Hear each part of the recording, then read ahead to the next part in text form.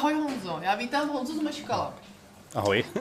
Tady je na našem rozhovoru o profesích pro vás, který by třeba tahle kariéra lákala, tak si pojďme říct, jak se uživit v herním průmyslu. Začnu úplně základní otázkou. Co znamená tvoje pozice? Dev Team Lead, neboli producent. Co to je? To je v rámci oboru jedna z vyšších nebo v různých studiích v rámci nějakých stupní, tak máš producentské pozice. Podle velikosti studia jsou rozdělený na nějaký buď to jenom částečný, anebo potom jakoby takováhle, což je ta vedoucí pozice, kde producent hlídá, jak ten projekt vypadá, jestli je v takovém stavu, jaký má být, jestli se plní všechny termíny, a případně i jakoby řeší tu finanční část celého projektu.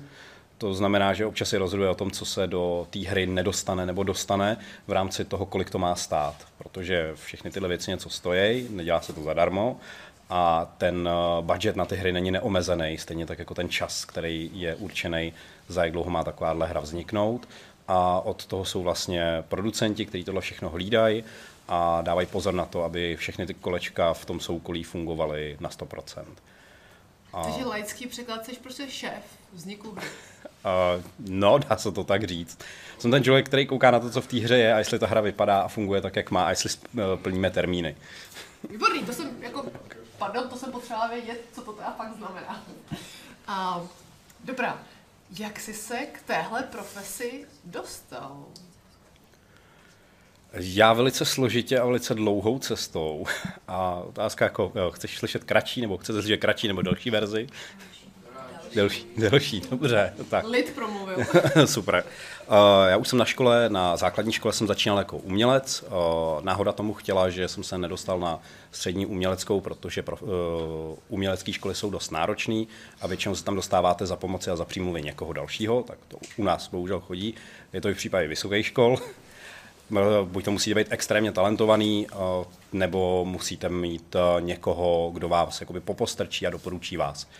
Nám se bohužel stalo, že náš profesor, který nás tam měl doporučit na tu střední audiovizuální školu na severu Čech, tak dostal mrtvici, takže jsme doporučení nikdy nedostali.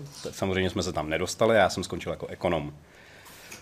Studoval jsem ekonomii dlouhý léta a posléze jsem vlastně, po tom, co jsem dostudoval, jsem přišel na to, že za první už nechci studovat vysokou školu, protože mi náš systém úplně nevyhovuje školní. Na druhou stranu jsem zjistil, že už nechci dělat ekonomiku, že jakoby, i když jsem si myslel, že mě to baví a baví mě to do dneška, takže to nebude ten obor, který budu dělat dál. A protože mě zajímaly hry a zajímalo mě, jak ty hry vznikají, tak jsem se vlastně víc zasoustředil na grafiku, zasoustředil jsem se na design, jak jako takový hry a věci vznikají. Tam to zase je věc, když okolo sebe máte furt talentovaných lidí, kteří už v tom oboru dělají, tak vás dostihne něco, čemu se říká takzvaný imposter syndrom. To znamená, vy sami nevěříte tomu, že cokoliv děláte správně. Nebo se chytíte na to, že OK, jak já mám vedle sebe třeba Jufí Kiliánovou, Kubu Špiříka, což jsou lidi, kteří stojí za fůru zajímavých her, jak deskových, tak počítačových, za jejich grafikou. A když se v tu chvilku srovnáváte s někým takovým, tak si řeknete, já to jako vlastně neumím. Můžeš mě říct, za kterými hrami stojí, aby jsme si to jako dokázali představit? Tak třeba teď Last Train Home, tam je Kuba Špiřík a jak se ta deskovka jmenuje, kde je zrovna Jufí, mám jí před očima, jména, a teď nevím, jak to je, Krycí jména, ano, tak její grafika je vlastně v nich. Takže vlastně jakoby takovýhle lidi, když se jim člověk obklopí, tak nejenom, že ho inspirujou, dodávají mu nějaký možnosti se jako posouvat dál, ale je tady na druhé straně to, že jako trošku podceňujete sami sebe. Takže jsem si řekl, že jako na herní průmysl se ještě počkám, nepůjdu úplně do toho. Založil jsem si vlastně jakoby studio, dělal jsem grafiku, pak jsme s kolegou začali dělat produktovou grafiku a produktový designy, kde vlastně jsme se dostali do světa, spolupracovali jsme s Microsoftem, s EONem, máme nějaké výrobky a věci, které se dostaly až do Dubaje a do Emirátů. Jaký výrobky se dostaly do oboru?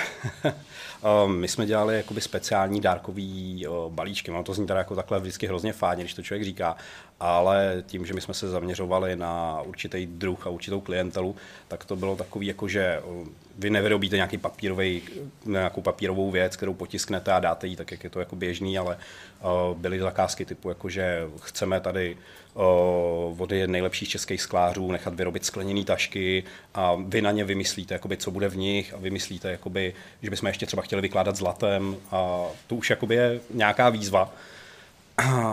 Takže takhle vlastně jakoby jsem skončil tohle. Po letech jsme se s kolegou rozešli, že už půjdeme každý vlastní cestou, protože když něco takového děláte fakt léta, máte za sebou přes 100 projektů, který takhle vedete, tak už si chcete odpočinout. Takže já jsem přešel úplně do jiného oboru, chvilku jsem odpočíval a během toho jsem začal znova spolupracovat, respektive během toho celé doby já různě jezdím na game jammy. Znáte někdo game jammy? Víte, co jsou game jammy? Něco ti to říká? Prosím říct si víc. Já to již mám tady hint, že zrovna na tohle se mám zeptat, takže by vás to mohlo pánové zajímat. Game jammy, za mě osobně, jakoby game jammy můžou být jedna z prvních cest, kde si vyzkoušíte, jak se dělá taková hra. Většina game jamů tak je vlastně víkendových a za 48 hodin musíte vyrobit nějaký minimální produkt, který je hratelný.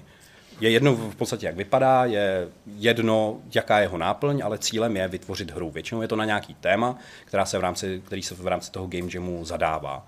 Teď shodou okolností, tak za 14 dní, 24, 26, tak tady v Praze bude i Game Jam, kdyby vás to zajímalo, chtěli jste si to vyzkoušet, jaký to je, tak bude vlastně GDS Wargaming Game Jam, kde můžete vyhrát i nějaké jakoby věci přímo od Wargamingu, to znamená, znáte World of Tanks nebo World of Warship.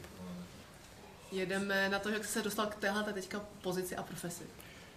No, tam právě po těch vlastně 10 letech, kdy jsem dělal takhle, tak jsem se vlastně vrátil zpátky víc ke gamingu, pomáhal jsem v Game Dev Hubu jako community manager, protože už dřív jsem dělal na pozici community managerů pro různý... Co znamená jako community manager? Co to je?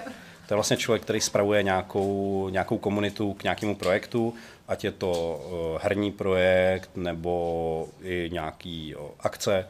V podstatě třeba ty seš v podstatě něco, co je člověk, který dělá jako community managera pro tenhle projekt, kde zajišťuješ nejenom ty lidi okolo sebe, ale i tu komunikaci mezi nimi, řešíš problémy a tak dále. Seš jakoby takovou trošku tou tváří toho projektu. Takže vlastně to je věc, kterou dělá community manager, stará se prostě o celou tu komunitu. A právě v Game Dev Hubu jsem se víc začal potkávat s profesionálama, víc jsem s nimi řešil různé věci, protože Game Dev Hub je vlastně první česká škola pro gaming, protože u nás není zas tolik otevřených oborů těch začátečnických, to znamená středoškolských. To je střední škola. Není, je to vlastně systém kurzů, kde tě učí profesionálové z oboru, který to teď dělají. A pro koho je určeno? Můžou takhle jako deváťáci do toho třeba vstoupit do Game Dev Hubu? Jo. Je to teda primárně určený pro starší 25, ale otvírají se i pro mladší. Takže pokud hledáte, jakoby, kde začít, protože ono sice najdete různě po netu nějaký návody a rady, jak si začít razit cestu na gaming, ale tyhle živý zkušenosti od někoho, kdo v tom aktuálně dělá, je to, co za prvý nikde nenajdete, nikde neseženete a pokud do oboru přímo nejdete do nějakého studia, tak nemáte jak jinak se k tomu dostat. Což je hrozně fajn, že vlastně takhle se s tím můžete jakoby potkat. Samozřejmě teď už jsou i vysoké školy, které nabízejí tyhle možnosti tady u nás. Je to někdo, kdo by chtěl do budoucna se tím živit, nějakou profesí z tohohle oboru? Jestli nemám střední školu, tak klidně. Jestli co? Jestli nemám nic ze střední školy, tak klidně. Aha, takže jako je to alternativa k tomu, Třeba. když... Je to reálný? Jak se... Reálný to je, ale bude tě to stát dvakrát tolik síly a úsilí. Já třeba sám do dneška trochu lituju, že jsem nešel tímhle směrem už jakoby od začátku, že jsem si vybral tu ekonomku, i když mě to bavilo, protože když bych se v tomhle směru jakoby nezasek, tak jsem nešel do herního průmyslu až vlastně o 10 let později, ale šel bych mnohem dřív. Jaký profese, třeba když to vezmeme na příkladu Bulánků, jaký všechny profese při vzniku hry existují? Tak nejzákladnější, abys postavila jakoukoliv hru, tak potřebuješ určitě nějakého programátora, který to všechno dá dohromady. Potřebuješ nějakého grafika, který tomu dá nějaký vizuál, nějakou tu vlastní formu vizuální, která bude lákavá. A tohle je vlastně jakoby základ těch nejmenších studií, které existují, kde se většinou dávají dohromady takhle 2 lidi. Potom ty střední studia už potom mají i animátory, zvukaře, mají lidi, kteří dělají speciálně 3D modely a tohle všechno se dá ještě dělit na mnohem menší a menší jednotky. Samozřejmě u větších projektů pak v rámci 3D modelování máš nějaký riggery, máš tam nějaký textur specialisty. A to jsou lidi, kteří vlastně ti udělají ten model, pak jsou ty lidi, kteří ho umí rozpohybovat a pak jsou lidi, kteří ho umí oblíct, aby vypadal nějakým určitým způsobem. A tu už jsou jakoby ty větší studia, kde už mají takovouhle armádu lidí, která tohle všechno dělá, protože oni mají větší finanční obnos, který do toho můžou narvat, ale mají zas méně času na to, aby to vydali. Herní průmysl je průmysl, kde jsou peníze? Vyplatí se do toho profesí investovat, protože tě to uživí? Uživí. Rozhodně finančně je herní průmysl zajímavý, když si najdeš obor, který tě za prvý baví, protože v herním průmyslu na rozdíl od různých korporátních prací nebo jako obecně jiných než kreativních prací, tak ten kolektiv je hodně otevřený, to prostředí je volný, často bývají třeba home office, nebo pokud je hotová práce, která má být za ty dny, tak nikdo nekouká na to, jestli přijdeš do práce v 10 a odcházíš jako v 11, nebo si přišla do práce v 7 a ve 3 si odcházela domů. Důležité je, aby ta práce byla hotová v těch termínech, ve kterých má být. Je to hodně svobodná profese. Záleží, na jaký studio narazíš, ale v rámci toho jsou ty vlastně v těch studiích většinou hodně jako volný a dobrý prostředí. Protože tím, že tam jsou kreativní lidi, tak kreativní lidi ty nemůžeš korporátně držet, že tady budou sedět od 6 a budou tady sedět do 2 a během té doby budeš jenom koukat na to, jak jako buší do počítače, protože ty lidi by to hrozně rychle spálilo a pak by nedělali vůbec nic nebo by nedávali ty výsledky, které potřebuješ. Je to víceméně jenom jedna oblast toho týmu. Když se objeví nějaký bug, tak potom hrozně záleží na tom, jak jsou nastavený ty procesy, jak jsou nastavený ty procesy v rámci toho týmu. Nejčastěji to jde přes nějaký systém tiketovací k programátorům, který mají nějaký vyhrazený čas. Samozřejmě zase podle velikosti toho týmu je tam buď v týmu někdo, kdo se konkrétně jako zabývá jenom tímhlecím odstraňováním jednotlivých bugů, a pokud je ten tým programátorů menší, tak mají nějaký vždycky vyhrazený čas v týdnu, v měsíci, kdy se věnují primárně tomuhle, případně mají neustále, i když dodávají nový featurey do té hry, tak mají nějaký bug systém, do kterého koukají a souběžně s tím jakoby opravují ty bugy, které vidějí, že tam jsou a jsou napojený na ty systémy. No, tam je to tohle je taková hodně ošemetná otázka, protože každý tým má nastavený jinak kompletně ty procesy. Hodně lidí hodně týmů a hodně studií si to chrání, jak to mají, protože k tomu přistupují jinak. S tím je spojený i to, že vlastně lidi na stejné profesi jmenovitě nedělají ty samé věci, které dělají v jiném studiu. Protože vlastně v herním průmyslu na rozdíl od jiných odvětví, tak není jakoby ustálený názvosloví v rámci profesí. To znamená, že kde třeba někde animátor dělá něco konkrétního, tak v jiném něco konkrétního třeba jenom čistě animuje sekvence, tak to neznamená, že nastoupí jako animátor někam jinam do jiného studia, bude dělat to samý. Co se týče organizování takových jako větších projektů, tak tam už je to v podstatě jenom se navyšuje ta struktura, která jakoby je ze základu. To znamená, že je to tak, jak jsem říkal už předtím, že je nějaká jakoby lead produkce, ta má pod sebou vedoucí produkce, ta má pod sebou různý vedoucí jednotlivých oborů, který mu dávají reporty, komunikují s ním chyby, komunikují s ním záseky a různé věci a ty mají pod sebou zase jakoby víc rozdrolený ty svoje lidi. To znamená, že když je lead animátor nebo animation producent, tak ten má pod sebou tým lead animátorů, ty mají pod sebou svoje animátory a ty mají pod sebou a takhle se to jakoby kaskáduje dál.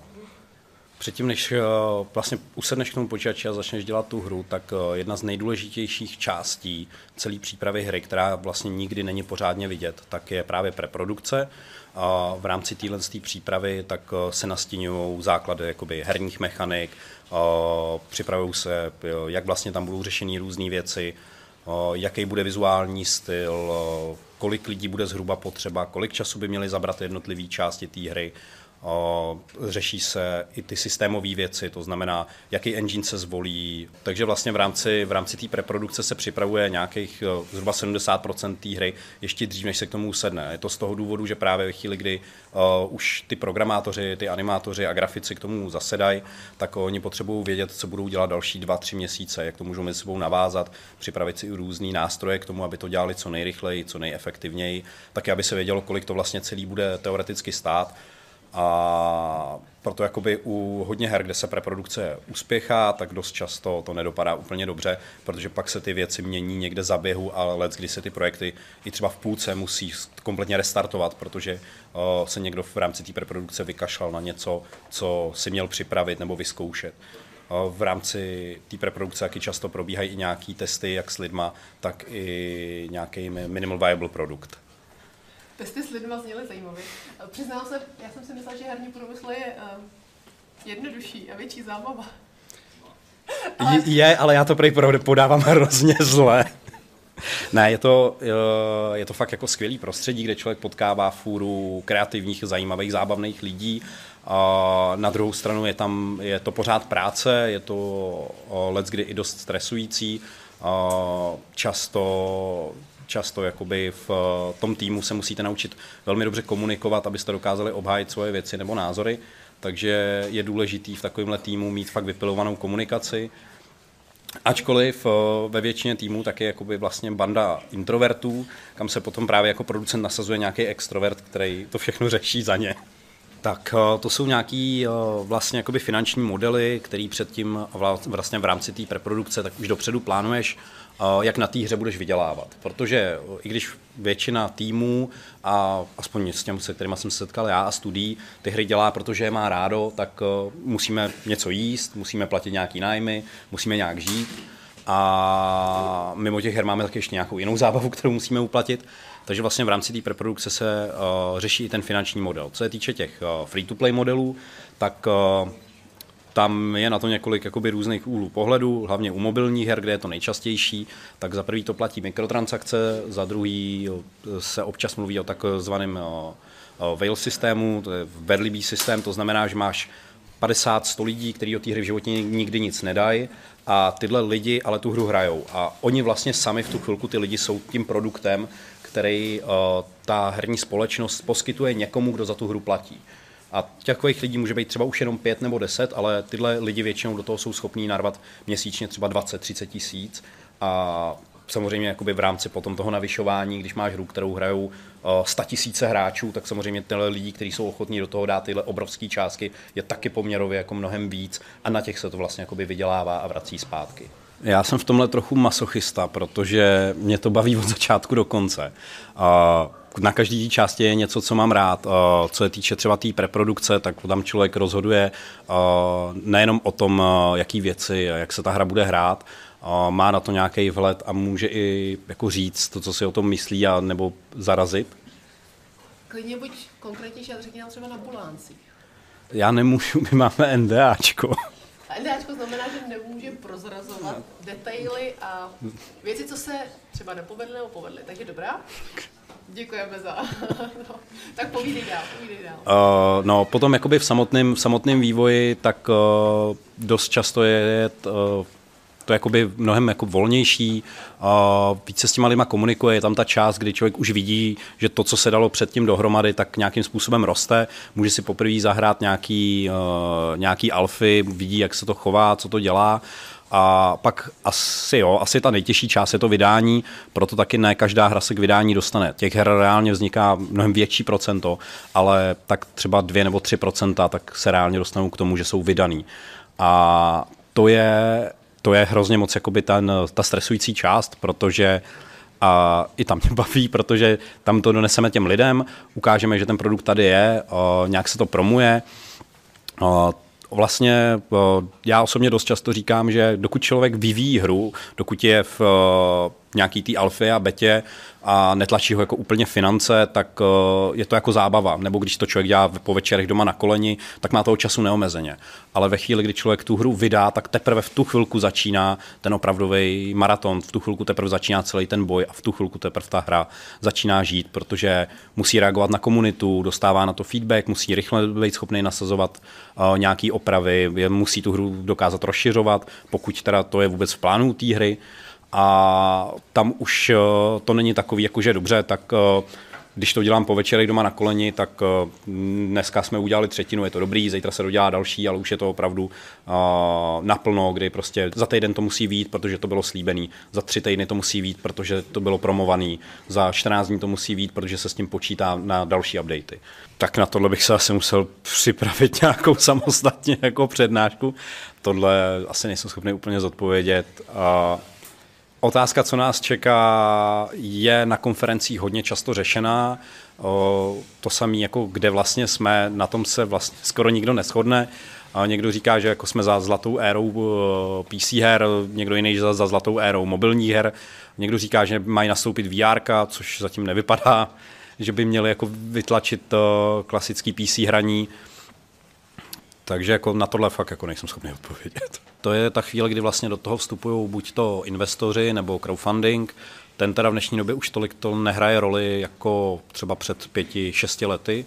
Ten se spíš dneska využívá jakoby marketingový nástroj, kde se získá třeba 1/5 financí na celý ten vývoj, ale jde hlavně o to, že se třeba nějakým těm investorům na tom crowdfundingu dokáže, ano, u tuhle hru je zájem, ano, měli jsme tolik a tolik lidí, co nás podpořili a vy do nás chcete vlastně nalít ty peníze, aby jsme tu hru dokončili a byli schopní vydat.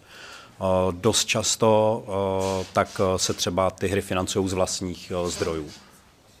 Jaká je ta nejpropracovanější hra, co jste udělali? Takže asi na co jste pyšní? Vzhledem k tomu, že my máme zatím jenom bulánky, tak máme bulánky. Já jsem bulánky hrál jako malej. To byla jedna z mála her, kterou jsme mohli hrát všichni na hodinách informatiky.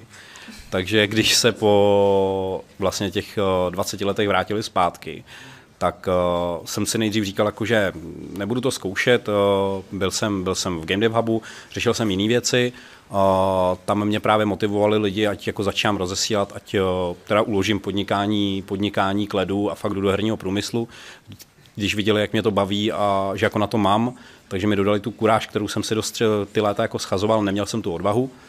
A pak vlastně to bylo spíš naopak, protože se mi ozvali sami bulánci, že na mě dostali tip, že mám producentský jako znalosti a že by si to rádi jako zjistili, jak to je, takže jsme spolu měli pak normální pohovor, zjistili jsme, že s celým týmem si fakt sednu a tak jsem vlastně jakoby přebral tu producentskou roli v buláncích, kterou do té doby vykonával někdo jiný.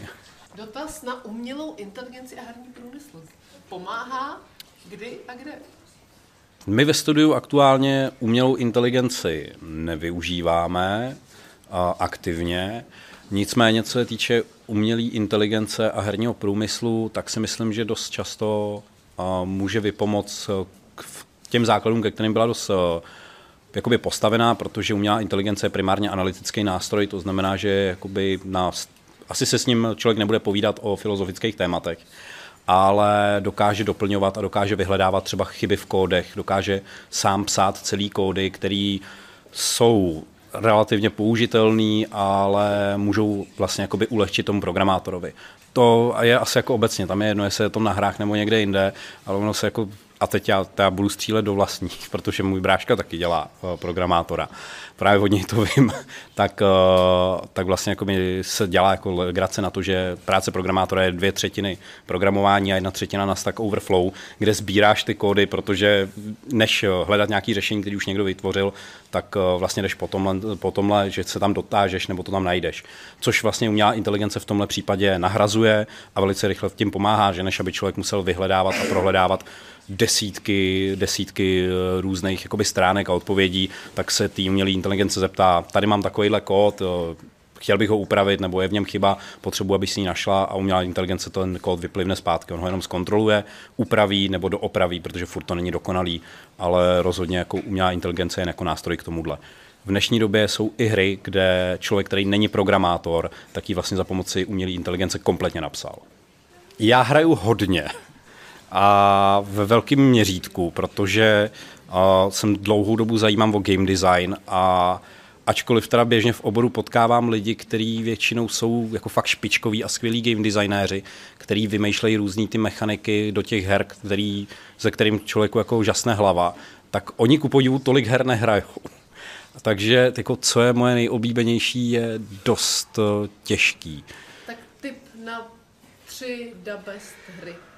No, ono taky jakoby časem člověk dojde k tomu, to je věkem, že už jako nemám třeba, Witchera 3 jsem nehrál, hrozně mě to mrzí, ale já reálně nemám nějakých jako 8 hodin, nebo respektive jakoby těch 50-100 hodin za sebou v takovém celku, abych si to zahrál, protože já se k tomu dostanu na 3 hodiny v jeden týden, na 3 hodiny další týden a tu už si člověk nepamatuje, co tam odehrál.